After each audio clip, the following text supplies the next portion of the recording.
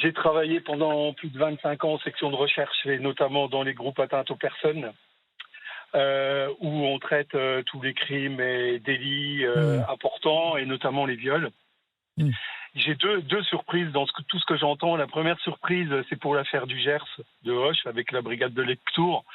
Ce que je comprends pas dans les parquets, il y a un bureau d'ordre qui enregistre les enquêtes, mais il y a aussi un bureau d'enquête où on enregistre les enquêtes les plus importantes.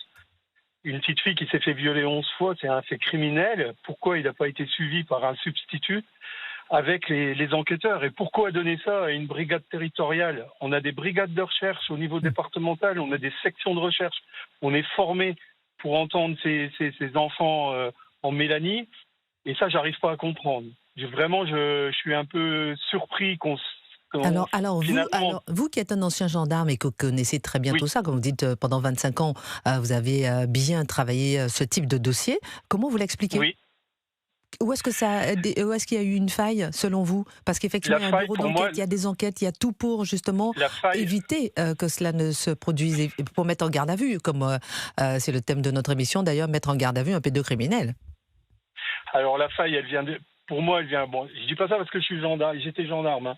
Je dis ça, moi, ça vient du parquet. Elle a été mal orientée cette enquête. Cette enquête, elle aurait dû tomber soit en brigade de recherche, soit en section de recherche. Quand j'entends qu'on me dit que le parquet de Toulouse n'est pas compétent, il suffit de donner à la section de recherche de Toulouse. Oui, c'est ce qu'on dit. Elle a une compétence nationale. Et en fait, moi, j'ai traité des affaires moins importantes que celle-là. Après, il y a la complexité des parquets. Je donnais un exemple qui m'a marqué sur une petite fille qui s'était fait violer, enfin un violeur, qui avait violé notamment 4 personnes.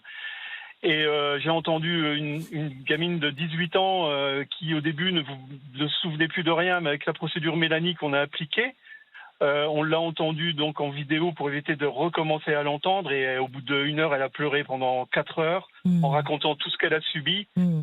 Et moi, j'ai trouvé judicieux de retranscrire mot à mot ce qu'avait dit la jeune fille pour qu'on ait vraiment une sensation de ce qui s'est passé. Mmh. Christine, je me suis fait incendier par le procureur qui Aïe, n'avait pas de temps à perdre avec ça. non, Il y avait 56 pages, j'avais pas besoin d'écrire un livre. Il fallait juste lui dire quand est-ce qu'elle s'est fait violer, comment et à quel endroit, ça suffisait. non. Je me suis beaucoup chamaillé avec, j'étais content parce qu'en fait, aux assises, il a pris 18 ans de prison. Et les filles sont venues me Incroyable, remercier parce que personne incroyable. ne les croyait. Personne ne les croyait. Et il est là le problème, c'est que personne ne croit les enfants, en fait. On a Mmh. autre chose à faire. Mmh. Et en fait, on a des unités spécialisées qui ne sont pas intervenues sur cette affaire-là. Pourquoi? C'est là qu'il faut poser la question. Mmh. Pourquoi on n'a pas donné ça aux unités spécialisées? Mmh. Moi, je faisais que ça. Je surveillais toutes les affaires criminelles et sexuelles dans toute ma région pour voir un peu ce qui se passait. Et après, j'appelais les brigades pour leur dire non, mais ça te concerne pas, c'est moi que ça concerne. Et ça, je comprends pas où ça. On donne pas ça à une brigade territoriale, c'est pas possible. Ils sont pas formés pour ça.